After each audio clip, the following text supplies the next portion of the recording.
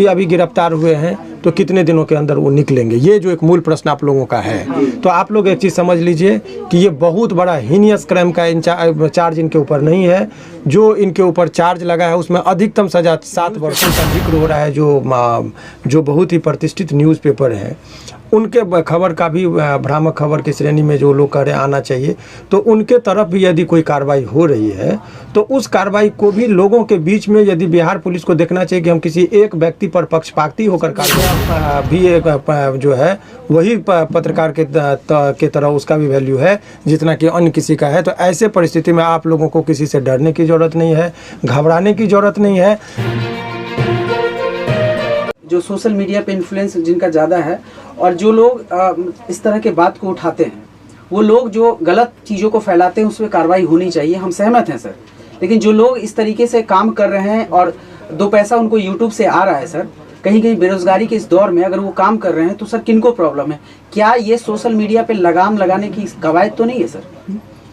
देखिए, सबसे पहले हम ये बताएंगे कि जितने भी सोशल मीडिया का इस्तेमाल करते हुए डिजिटल मीडिया के तौर पर काम कर रहे हैं, उन लोगों के लिए एक जो डर का और भय का माहौल है उसमें बहुत ज़्यादा घबराने की ज़रूरत नहीं है अभी फ़िलहाल। कि हिंदुस्तान का जो कॉन्स्टिट्यूशन है उसने इतनी शक्ति दी है लोगों को कि right to speech and expression को मौलिक अधिकार के अंतर्गत रखा गया है। और मौलिक अधिकार का हनन होगा तो डायरेक्ट उसमें माननीय हाई कोर्ट और सुप्रीम कोर्ट को पावर है कि वो संज्ञान लेंगे। तो ये जो एक आप लोगों के अंदर भी एक दहशत का माहौल बहुत सारे लोगों के बीच में फैलाया जा रहा है, तो डरने की ज़रूरत नहीं है। आप जितनी बेबाकी से अपनी बातों को रखते थे उसी तरीके से रखिए। सोशल मीडिया भी एक जो है वही पत्रकार के तरह उसका भी वैल्यू है जितना कि अन्य किसी का है। तो ऐसे परिस्थिति में आप लोगों को किसी से डरने की ज़रूरत नहीं है, घबराने की ज़रूरत नहीं है। बिहार पुलिस का जो अभी कार्रवाई है उनका यही कहना है कि आप कोई भी खबर चलाइए तो उस खबर के साथ साथ जो एक वेरिफिकेशन होता है, पुष्टि कर लीजिए उस बात की, तब चलाइए। लेकिन ये तो उनका आप लोगों से उन्होंने अपील भी किया है मुख्यालय से। तो ये इस यहाँ तक में बात में कोई ये गड़बड़ी नहीं है कि आप लोगों का दायित्व बनता है जब कैमरा लेके जाते हैं और आपको लाखों करोड़ों लोग आप लोगों के माध्यम से देखते हैं और जानते हैं खबर को, तो इतनी तो नैतिक जिम्मेदारी बनती ही है कि आप कोई भी खबर यदि चलाते हैं हम लोग तो उस चीज़ का पुष्टि हो जाना चाहिए, खबर सत्य होना चाहिए और स्टेटमेंट मीडिया का काम होना चाहिए कि केवल माने आप न पक्ष न विपक्ष, बिल्कुल तरह से निष्पक्षता के साथ आप लोगों को खबर चलानी चाहिए, तभी जाके इसकी साख बचेगी। सर एक और प्रश्न है। प्रश्न ये है कि सर मनीष कश्यप या कोई भी चैनल इस खबर को चलाया उस पर पुलिस बेहिचक कार्रवाई करे और पुलिस कर भी रही है सर, बहुत अच्छा काम है सर। लेकिन मेरा प्रश्न ये भी है सर कि इस तरह के भ्रामक खबर फैलाने वाले, चाहे वो इंडिविजुअल हो, राजनेता हो या कोई और भी मीडिया हाउस, मैं नाम ना कहते हुए प्रिंट मीडिया हो या नेशनल चैनल हो, वो लोग भी अगर इस खबर को पहले अगर फैलाए हैं तो क्या उन पे कार्रवाई नहीं होनी चाहिए सर? देखिए, ये बहुत ही अच्छा प्रश्न है आपका। ये चूँकि आम जनताओं का भी ये बीच में एक जो बातें चल रही है, तो देखिए एक चीज़ आप लोगों ने पूछा, हालांकि हमारा जुरिडिक्शन किसी के मैं प्रवक्ता के तौर पर नहीं हो, लीगल पॉइंट पर आप मुझे बताएंगे तो मैं बताऊंगा कि क्या चीज़ हो सकता है। लेकिन आपने कहा, लेकिन दूसरी बात है कि एक जुरिस्प्रूडेंस का एक सिद्धांत है कि न्याय केवल होना नहीं चाहिए, न्याय होते दिखना भी चाहिए। तो ऐसे परिस्थिति में आप बिहार पुलिस के ऊपर यदि ये कोई प्रश्न उठा रहे हैं कि ये कार्रवाई होनी चाहिए, तो ये सदन के अंदर बातें उठी तो विपक्ष के नेताओं पर भी इतनी जल्दी कार्रवाई होनी चाहिए। कुछ न्यूज़पेपर का जिक्र हो रहा है जो बहुत ही प्रतिष्ठित न्यूज़पेपर हैं, उनके खबर का भी भ्रामक खबर की श्रेणी में जो लोग कह रहे आना चाहिए, तो उनके तरफ भी यदि कोई कार्रवाई हो रही है तो उस कार्रवाई को भी लोगों के बीच में यदि बिहार पुलिस को देखना चाहिए कि हम किसी एक व्यक्ति पर पक्षपाती होकर कार्रवाई नहीं कर रहे हैं, हम सभी लोगों को सामान्य रूप से देख रहे हैं। और 26 न्यूज़ चैनलों का जो अलग अलग URL का जो जिक्र किया जा रहा है, तो यहाँ से एक कहीं अफवाह न फैल जाए। तो ऐसे परिस्थिति में भी बिहार पुलिस को नज़र रखनी चाहिए कि भाई कहीं अराजकता की स्थिति ना जाए। देखिए, 1857 ईस्वी का विद्रोह जो होता है एक अफवाह पर आधारित था। गाय और सुअर की चर्बी की बात कही गई थी और ब्रिटिश हुकूमत हिल गई थी। तो अफवाह यदि है तो अफवाह को फैलने नहीं देना, ये भी जो है शासन और प्रशासन का काम है। तो एक अफवाह को आपने दबाने के लिए दूसरा अफवाह भी आ रहा है बाहर कि कुछ खास व्यक्ति को टारगेट करके ये कार्रवाई की जा रही है। तो ये जो अफवाह है उसको या लोगों में भ्रम न जाए, इसके लिए भी स्पष्टता से बिहार पुलिस को सारी चीज़ों को दिखानी चाहिए। ये उनके लिए भी और राजहित के लिए भी जरूरी है। सर एक सवाल है, मनीष कश्यप के ऊपर इतना जल्दी कार्रवाई कितना उचित है? देखिए, अब ये जो आप लोगों ने बात कहा, उचित और अनुचित का फैसला माननीय न्यायालय में होता है, लेकिन प्रक्रियात्मक जो बातें कही गई है, सामान्यतः यदि किसी व्यक्ति के ऊपर यदि कुर्की जब्ती का मामला होता है तो उससे पहले एफआईआर होने के बाद अनुसंधान के दौरान पुलिस क्या करती है, सामान्यतः वारंट लेती है। पहले तो 41A का नोटिस दिया गया। 41A का नोटिस में क्या है, ऑनरेबल सुप्रीम कोर्ट ने अभी एक मार्गदर्शन दिया था, और मार्गदर्शन में देने के बाद उन्होंने कहा था कि 7 वर्ष से यदि किसी व्यक्ति को 7 वर्ष तक की सज़ा का प्रावधान है, उसमें डायरेक्ट गिरफ्तारी नहीं होनी चाहिए, उनको 41A के तहत लाभ मिलना चाहिए, पुलिस को बचना चाहिए।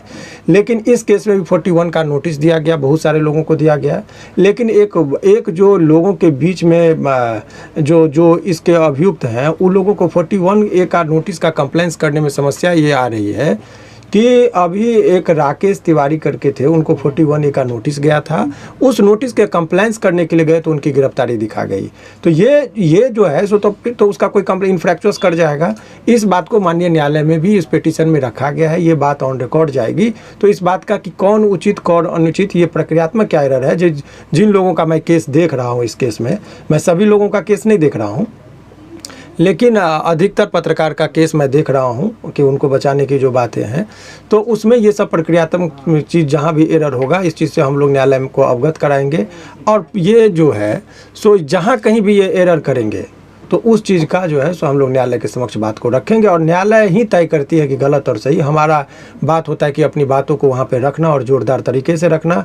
तो मैं इतना ही कहूँगा कि आप लोग जितने भी यूट्यूब चैनल या मीडिया कर्मी हैं, उनको घबराने की ज़रूरत नहीं है। उनकी बात को, जो भी लोग निर्दोष हैं उनके खिलाफ कोई कार्रवाई नहीं होगी। सर एक सवाल है, मनीष कश्यप जी अभी बेतिया के नज़दीकी थाने में जो है आत्मसमर्पण किए हैं, और इसके अलावा उनके घर पे कुर्की जब्ती की भी बात आ रही है, वीडियो वायरल भी हो रही है। सर किस मामले में उनके घर पे कुर्की जब्ती देखिए कुर्की, और उसका क्या देखिए 82 निर्गत हो जाने के बाद 30 दिन का वक्त दिया। 82 क्या है, किसी व्यक्ति को लोग कहते हैं फरार, तो डायरेक्ट आप फरार नहीं कर सकते हैं। उसके लिए विधिवत प्रक्रियाएं हैं कि पहले वारंट लेने के बाद यदि व्यक्ति उपस्थित नहीं होता है, कहीं गिरफ्तारी नहीं होती है, पुलिस से बच रहा है, भाग रहा है, तो ऐसे परिस्थिति में पुलिस 82 का प्रेयर करती है कोर्ट में, और माननीय न्यायालय उनको देती है कि ये 30 दिन का उनको वक्त दीजिए, और उनके घर पर एक चिपकाया जाता है।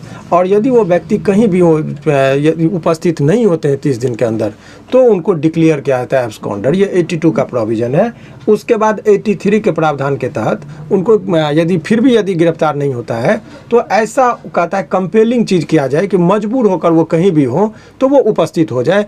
ऐसे परिस्थिति में वो जो आप लोग देखते हैं कि कुर्की जब्ती करना, बुलडोजर का जो आजकल नया पैटर्न चला है, घर तोड़ना इत्यादि, तो ऐसे परिस्थिति में डायरेक्ट इसमें 82 का जो प्रावधान है, चूँकि बहुत हीनियस क्राइम का आप लोग को बता दें, जितना है तौबा मचाया जा रहा है, जितना डर और भय का माहौल बनाया जा रहा है, वो कुछ है नहीं। और इसमें एफआईआर का भी जो है सो जो हम लोगों ने न्यायालय में जो बातें को जो पिटीशन का जो पार्ट बन रहा है कि जो सेक्शन लगाया गया है, उस सेक्शन में सभी लोगों के विरुद्ध मामला नहीं बनता है। जैसे 26 लोगों की जिक्र हो रही है, अज्ञात में बहुत सारे लोगों का नाम बताया जा रहा है, तो उसमें सेक्शन में क्या क्या प्रॉब्लम है, क्या जो सेक्शन है उसका इंग्रेडिएंट इनके खिलाफ फॉल कर रहा है कि नहीं कर रहा है, तो वो तो तमाम चीज़ वो कोर्ट में और न्यायालय में आता है, तो वहाँ पर हम लोग बात करेंगे। अभी आप लोगों को बताएंगे तो वो उसमें सुधार हो जाता है, तो फिर वो अभियुक्त को निकलने में। बेतिया से मनीष कश्यप को पटना कब तक? देखिए, ये ट्रांजिट रिमांड की बात होती है। वो CRPC में प्रोविजन है कि यदि कोई व्यक्ति कहीं गिरफ्तार होता है तो 30 किलोमीटर से अधिक का यदि उनको दूरी तय करनी होती है, तो वहाँ से जो संबंधित जुडिशियल मजिस्ट्रेट होते हैं उनसे अनुमति लेने के बाद वो ट्रैवलिंग किया जाता है। तो ऐसे परिस्थिति में जो है सो उनको यहाँ पर लाने से पहले वहाँ से अनुमति ली जाएगी, और उस अनुमति के बाद यहाँ पर माननीय पटना न्यायालय में जो है वहाँ पर उनको लाया जाएगा, और इसके बाद जुडिशियल कस्टडी में देने की बात होगी तो उनको भेजा जाएगा। एक सवाल और है, पत्रकारिता की आड़ में, मतलब पत्रकारिता और सिंपैथी की आड़ में अगर आप सरकार को धमकी देते हैं तो वो कहाँ तक सही है? देखिए, ये तो फिर प्रवक्ता वाली बात हो गई, लेकिन ये बात एक चीज़ जो प्रश्न आया है इसमें, चूँकि आप लोगों ने कह दिया, तो मैंने शुरुआत से कहा है कि इसमें सरकार की शक्ति का जो उन्होंने उपयोग किया, और वो टारगेट देखिए गृह मंत्रालय जो है, जनरली गृह मंत्रालय जो है अभी माननीय मुख्यमंत्री जी के पास है। लॉ एंड ऑर्डर और केस मुकदमा यदि आप देखेंगे तर्क से यदि बात किया जाए तो वो विभाग जो होता है वो माननीय मुख्यमंत्री जी के पास है। तो व्यक्तिगत यदि टारगेट जो तेजस्वी जी की जो बातें कही जा रही, मेरा मानना है कि ये अज्ञानता बस उनके नामों का जिक्र हो रहा है, क्योंकि ये गृह विभाग जो है अभी माननीय मुख्यमंत्री जी के पास है। तो ये इनके पास स्वास्थ्य से संबंधित होता तो direct allegation you can level against Tejashwi Yadav, लेकिन ये विभाग तो इनके पास है नहीं। तो क्यों हो रहा है इस चीज़ का जवाब यदि हम देंगे तो ये पॉलिटिकल हो जाएगा, इसलिए उस पर मेरा बोलना उचित नहीं। क्या कोई पत्रकार सर 180 दिन में किसी का सरकार गिरा देगी क्या? ये तो आप लोग तय करेंगे, इसमें मैं क्या सर एक सवाल है कि पुलिस का कहना है कि मनीष कश्यप पे जो गिरफ्तारी हुई है, जो कार्रवाई हो रही है, सिर्फ इसलिए नहीं हो रही है कि गलत पत्रकारिता की है इस मामले में, बल्कि वो एक आदतन अपराधी हैं और पत्रकारिता के आड़ में अपराध को ही अंजाम देते हैं हर दिन। इसको कैसे देखते हैं? देखिए, जब एलिगेशन लगता है तो विभिन्न तरह की बातों का एलिगेशन लगता है, तो ये आरोप प्रत्यारोप का बात है।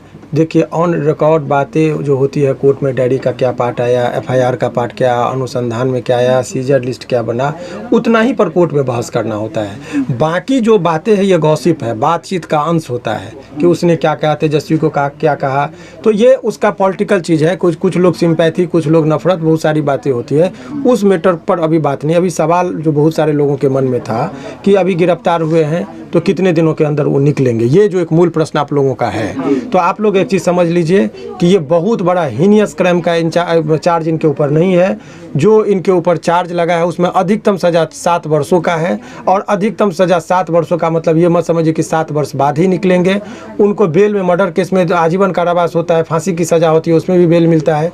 तो मेरिट ये होता है कि उस मैटर ये करता है कि आरोप कितना बड़ा हो छोटा हो मैटर नहीं करता है, कि उनके ऊपर साक्ष्य कितने आ रहे हैं, उनके विरुद्ध में पुलिस इकट्ठा करके साक्ष्य को ला रही है, वो मैटर एक तय करता है। तो ऐसे परिस्थिति में आप ये कह सकते हैं कि बहुत माने जो प्रक्रियाएं हैं इसमें बहुत लंबे, मैं कह रहा हूं कि बहुत लंबे दिनों तक इनको जेल में नहीं रहना पड़ेगा। पहले से भी उन पे कुछ हाँ, यदि अन्य केसों का जिस हिसाब से जिक्र है उसमें यदि बेल टूट गया तो बहुत लंबे दिनों के ट्रायल में ये सहयोग नहीं किए होंगे। अन्य केस की बात कर रहा हूँ, तो वो इस केस के रिगार्डिंग आपको मैं दावे के साथ कह रहा हूँ, जितना मेरिट है इस केस में, इस केस के मुताबिक लंबे दिनों तक जेल में वो नहीं रहेंगे। लेकिन इसके अलावा यदि कोई केस का है तो उस केस का स्टडी करने के बाद ही बात कही जा सकती है, क्योंकि इस केस को मैंने स्टडी किया, उसमें बहुत सारे अन्य अभियुक्तों का केस मैं देख रहा हूँ, इसीलिए मैं उस केस को स्टडी किया हूँ। अन्य केस के बारे में क्या है नहीं है, जब उसका मैं अवलोकन करूँगा तभी आप लोगों को बता पाऊँगा।